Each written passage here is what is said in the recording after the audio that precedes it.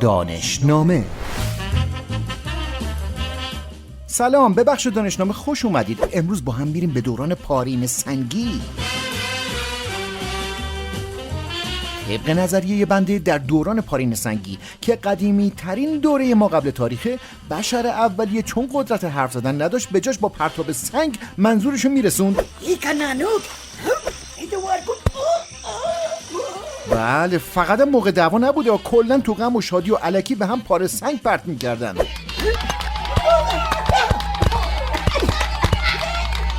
اصلا برای همینم شد دوران پارین سنگی. یعنی مدیونید فکر کنید دلیل این اسمگذاری توانایی بشر برای تولید و استفاده از ابزار سنگی بوده.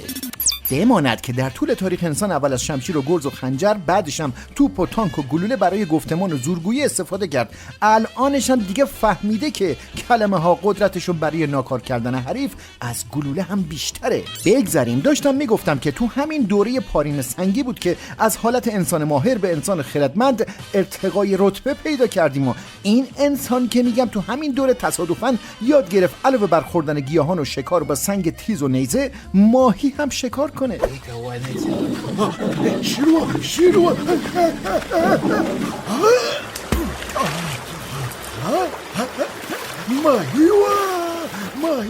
پارین سنگی همینطور الکی نبود که خودش 3 بخش داشت.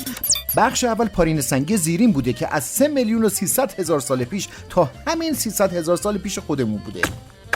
بله، بخش دوم از 300,000 سال پیش شروع شده تا همین 30,000 سال پیش ادامه داشت و بشر اولیه دیگه ابزار ضایع درست نکرد و پیشرفت داشت. بخش سوم هم از 40,000 سال پیش شروع شده تا همین 12,000 سال پیش ادامه داشت و تو همین دوره بود که عزیزان نئاندرتال منقرض شدن، رفت پی کارش. بله، انسان‌های خردمند جاشون رو گرفتند. آقا بی خیال، پاشو برو یه جای دیگه سنگ خورد کن، ناسلامتی داریم برنامه میزنیم ها. چی گفتی هیچی، غلط کرده. شما سنگتو خورد کن.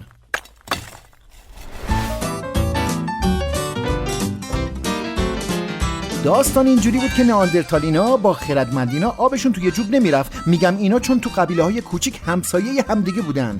خلاصه نئاندرتالینا مغز فندقی بودن ولی عوضش بدن چغر پرزور بودن. خردمندینا باهوشتر بودن ولی زورشون به نئاندرتالینا نمیرسید. آخرش هم نئاندرتالینا عقلشون نرسید چیکار کنن که یه وقت منقرض نشن. از اون طرف خردمندینا هم زورشون نرسید حالیشون کنن آداب زندگی و همسایگی چجوریه. آب و هوا هم که مزخرف بود، یا یخبندون بود یا بین یخبندون ها، و ابزار شکار خردمند اینا هم بهتر بود ولی اونا رو به نئاندرتال اینا قرض نمیدادن، تازه زنم بهشون نمیدادن چون عقل تامین معاش نداشتن. آخرین زن نئاندرتال هم که شیرین میزد و احتمالاً خوراک شیر و پلنگ و چیزی شد و اینجوری منقرض شدن.